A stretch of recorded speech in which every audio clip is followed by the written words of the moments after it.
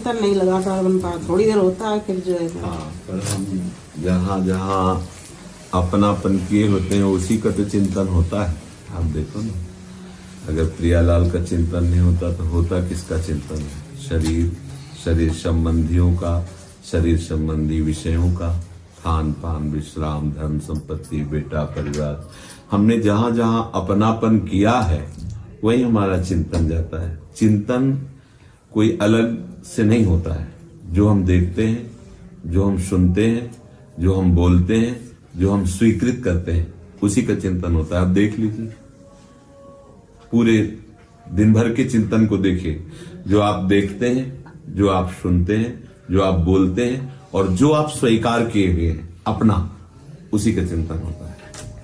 अब हम अगर देखें भी प्रियालाल की भावना से, सुने भी प्रियालाल की लीला और गाएं भी प्रियालाल के संबंध की ही लीलाएं, नाम, या उन्हीं को प्रसन्न करने वाली बातें करें, किसी के हित की बातें करें, और हम स्वीकृति कर लें कि हमारे श्री श्यामा श्याम स्वामी हैं, हम उनके सेवक हैं, ये संपूर्ण संसार में वही खेल रहे नाना रूप धारण करके, तो चिंतन उन्हीं का होने लगेगा।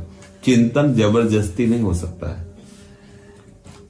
जबरदस्ती आप नाम जप कर सकते हैं, लेकिन चिंतन जबरदस्ती, चिंतन वही स्वाभाविक होगा जहां अपनापन है।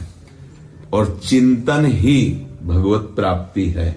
जिसका अखंड चिंतन चल रहा भगवत प्राप्त माना जाता है। अव्यावृत भजनात् अखंड भजन। भगवान कह रहे अनन्यस चिंतयन्तो माम, जो मेरा अनन्य चिंतन करते हैं, ये जनाः परिपासते तेषाम नित्याभियुक्ता नाम योगक्षेमं वहाम्यहम्। उनको निश्चिंत हो जाना चाहिए, मैं उनके योगक्षेम का स्वयं वहन करूंगा। और भगवत प्राप्ति के लिए कहते हैं अनन्य चेता सततम यो माम स्मरति नित्यशः तस्याहम सुलभा पार्थ नित्य युक्तस्य योगिना।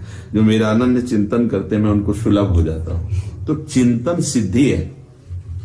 चिंतन समस्त साधनाओं का फल है।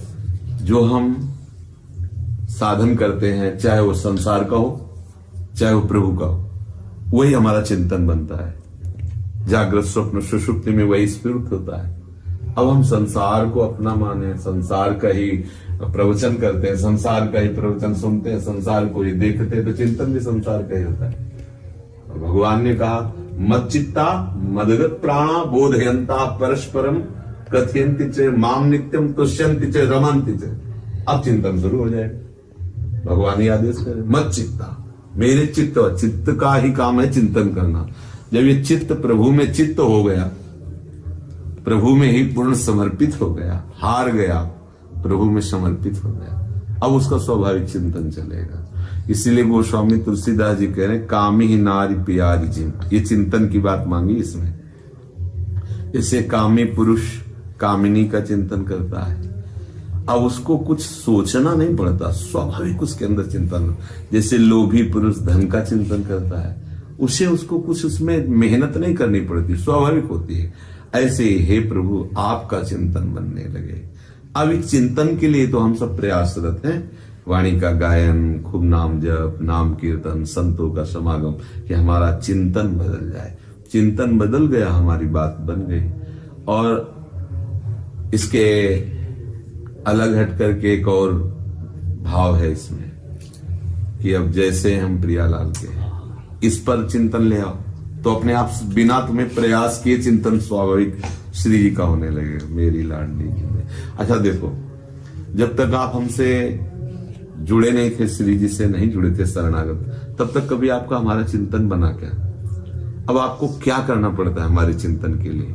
आप सोचिए, केवल आपने यही तो स्वीकार किया कि ये मेरे गुरुदेव हैं, भाव आपने विराजमान किया, अपनापन किया ना कि ये मेरे हैं। अब इसका प्रभाव ये होगा कि आपका चिंतन बनने लगेगा। अच्छा, इस समय गुरुदेव ये कर रहे हैं, इस समय गुरुदेव ऐसे में, और अपने आप ध्यान में आने लगेगा अपनापन। और अगर तन्मयता बढ़ जाए तो आप जहां हो वहीं आपका दृश्य बदल जाएगा, गुरुदेव दिखाई देने लगेंगे। सामने आपके अमुक प्रांत है लेकिन वो गायब हो जाएगा, आपको यमुना प्रदेश दिखाई दे, यमुना तटवर्ती कुंज में विहरण कर रहे हैं हमारे गुरुदेव, दिखाई दे। चूंकि जितनी तन्मयता होती है उतना ही हमारा भाव बनता है।